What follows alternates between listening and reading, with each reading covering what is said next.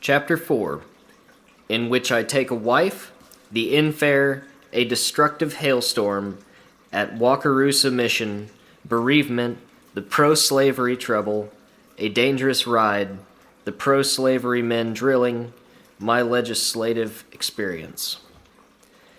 The schoolboy days and the days of youthful trials and sports passed like vanished joys, and I arrived at man's estate.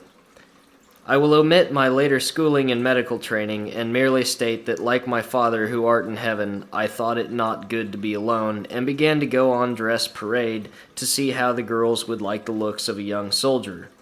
Like Bunyan, I shouldered my arms in marked time until a loving eye was fixed on mine. Behind that eye was the form of Mary M. Vaughan, the daughter of Philemon Vaughan. She was to me beautiful, kind, active, and abounded in love and good sense. She loved God and all his ways. After a few words by Reverend Lorenzo Waugh and her mother's house on January 29, 1849, her name was changed to Miss M. M. Still. The memorable event was followed by a good supper, and next day we journeyed for an infare dinner to my father's house. After these formalities, so essential to frontier society, I took my wife to her new home, and on 80 acres of land 1 mile from my old home, I was young and stout, worked early and late, put in 60 acres of corn and kept it clean. It was a beauty, all in silk and tassel. I was proud of it. I began to feel that I would soon have a crib filled with many thousand bushels.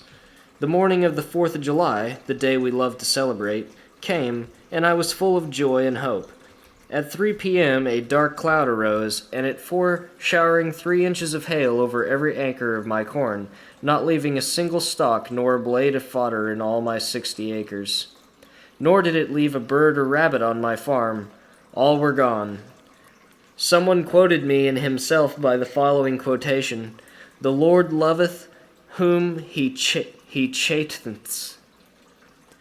The Lord loveth whom he chasteneth."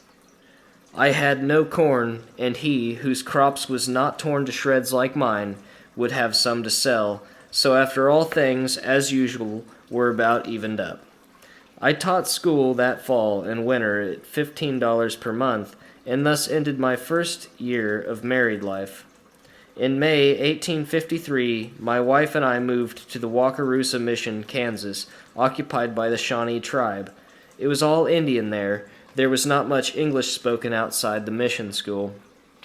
My wife taught the papooses that summer, which I was 6 yoke of oxen in a string, fastened to a 20-inch plow, turned 90 acres of land, closing the job the last of July.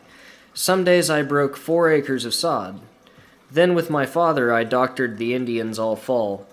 The erysipelas, fever, flux, pneumonia, and cholera prevailed among the Indians. The Indians' treatment for cholera was not much more ridiculous than are some of the treatments of some of the so-called scientific doctors of medicine.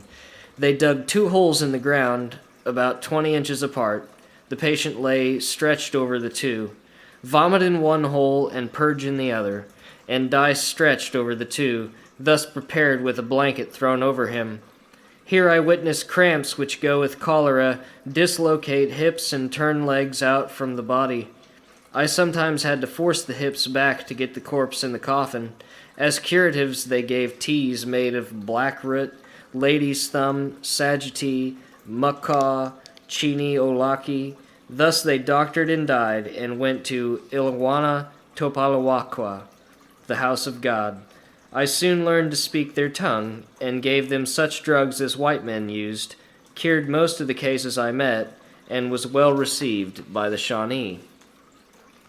I was at the Shawnee Mission of the M.E. Church, located 40 miles west of Kansas City and on the Wakarusa, now east of Lawrence, Kansas, about 6 miles.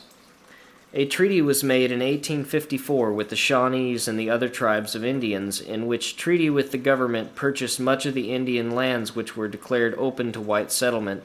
In 1855, the country was alive with home hunters, though some squatters came into the territory in 1854. After the treaty was made, people began to settle up the country. Then my wife, who had shared my misfortunes, trials, and sorrows, and had lived with me until September 29th, 1859, at which time the thread of life was cut, and she soared to that world of love and glory for which she had lived all her life, left me to care for her 3 children. 2 of them have since gone to join her. The eldest, Russia H., at the age of 18 years, was married to John W. Cowgill of Ottawa, Kansas, and at the present time is living on a farm near that place. Since our friends by legions became celestial beings, and to be with them any more in this life is hopeless, we are left to make the best of the few years left to us in this world, and seek the company of the terrestrial beings. There are angels of mercy, love, wisdom, and kindness, and say, "Come unto me, and I will help you bear the burden of life," which has been proven to me to be true in one Mary E. Turner, who on November 20th, 1860, became Miss Mary E. Still. She is the mother of 4 children living, 3 boys and 1 girl. All are leaders in the division of the greatest war ever known on earth, the war for truth under the banner of osteopathy. But to return to my narrative, and in order to do so it will be necessary to briefly recount some of the history of the period. About 1835, some of the good people began to argue that human slavery was an evil and existed only by force of arms and injustice, that it was ungodly, unprogressive, unmanly, a shame and disgrace to be tolerated by a people who could claim to be proud of the word freedom, and at the same time by force of law forbid under heavy penalties any and all persons to pass the sweet cup of liberty to any of the 6 millions of famishing beings. Souls whom their masters taught were accountable to God equally with the white race were held in bondage. This feeling of duty to free all and let each person have an equal chance to so live this life as part of a vast eternity, preparatory to joys immortal, which were bought and paid for by the life and blood of the Son of God, continued to grow. Still our laws made one person lord and master, the other slave, with all that ambition could crave forever barred from his mind. On this subject, arguments arose in the 30s among the churches, one for and the other against, master and servant, until early in the 40s an open rupture and division of one of the strong and influential churches was the result. Previous to the 30s, a fear arose in Congress that the slave by law would get freedom unless a majority of the states were admitted as slave states. And when Missouri asked to be christened a member of the States of America, much anxiety arose over the progress of freedom. Illinois was a free state, and to make Missouri free would give the balance of power in the Senate. And with the Senate and the church interested, an ambition existed to get and keep slavery equal in the national lawmaking councils, as there was doubt as to the vote of the territory of Missouri when cast, whether it was free by a majority of 14 votes or not. After much talk for and against, in about the year 1820, Missouri was awarded to slavery by a compromise to let all lands be forever free north of 36 degrees 30 north latitude, and west of a line beginning at the mouth of the Kaw River and running due south to 36 degrees 30 degrees north latitude, and north to the north boundary of Nebraska. So here began the struggle in earnest. To let Kansas come in as a slave state and Nebraska free was the bone of contention. I give this short history not for its historical worth so much as to say that in the early days of Kansas, much dispute arose among the squatters as to whether it would be admitted as a slave state or free. The contest was bitter and not without bloodshed. I cast my lot and vote for freedom, which meant to the pro-slavery element a bad man, and one who would steal a lawful piece of property from its owners. As the government recognized the right of one man to use another as lawful property, to be bought and sold as land by deed and record, they agreed that opposers of slavery were dishonest. I chose the side of freedom. I could not do otherwise, for no man can have delegated to him by statute a just right to any man's liberty, either on account of race or color. With these truths before me, I entered all combats for the abolition of slavery at home and abroad, and soon had a host of bitter political enemies, which resulted in many thrilling and curious adventures, some of which it will be proper to narrate. Sometimes a man will take great risks, particularly in times of war, high waters, fire, and sickness. Then he will volunteer and do such things as he could not be hired to repeat for love or money. We never know what we will do until we get into a tight place. To economize time and distance often becomes very precious in hours of danger. Armies are lost by being a few minutes too late. Crops fail for not being put in at the proper time. Thus, the importance of punctuality is very necessary at all times. During the bloody days of the Kansas War in the 50s, the man who loved freedom was hated upon the face of the earth, and the enemies of freedom thought he had no right to live, so he was hunted with shotguns and revolvers. It was dangerous for a free state man to be found alone, and as I was one of the freedom-loving men of the territory of Kansas and was practicing medicine all over the country, I usually traveled roads I knew to be safe, especially during periods of the highest excitement, at which time the pro-slavery element of the country was assembled together for the purpose of war, and the Free State men collected together at one common headquarters. Both armies armed and equipped, on the one side to extend slavery, on the other to prohibit it. During the year 1855, the territory was in a condition of civil war. Partisan bands were arrayed against each other, and skirmishes and assassinations of daily occurrence. During this period, I once found myself in a dangerous position.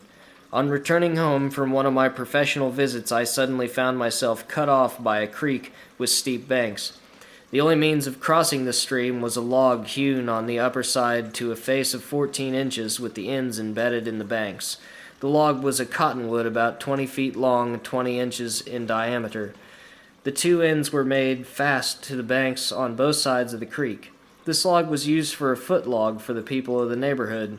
I must cross the stream at this point to reach home to take a 4-mile circuit, with many chances of being killed by this pro-slavery party, who hated me with the gall of political bitterness, which had long ceased to be a joke. Thus I took the choice, with my life in my hands and my body upon the back of a trusty mule that I had just been roughly shod. She pressed her nose down to the log, which was 10 feet across the surface of the ice-covered water. The ice was not over an inch thick, then 2 feet of water with 2 feet more of mud under it, while the distance from bank to bank was 16 feet. My mule placed first one foot and then another upon the log, and boldly undertook with firm and cautious feet and nose to the log to transfer me to the adjacent bank. She succeeded, and in 1 minute's time the log and all dangers were left behind me. I was soon in the camps of my friends about a half-mile on my way home. When I told my mule and log story in camp, I made many unbelievers. Having a great admiration for the truth and not relishing the accusations of false statements, I requested the captain to give me a committee of 3, and I would prove that the mule had crossed it. As the log was less than a half-mile off, the captain said, "We will resolve ourselves in a committee of a whole," and all went with me, saying that if they found I had told a lie, they would put me in the creek. On reaching the place, the captain said, "Here are the marks of the horseshoes all over the log, as they correspond with the shoes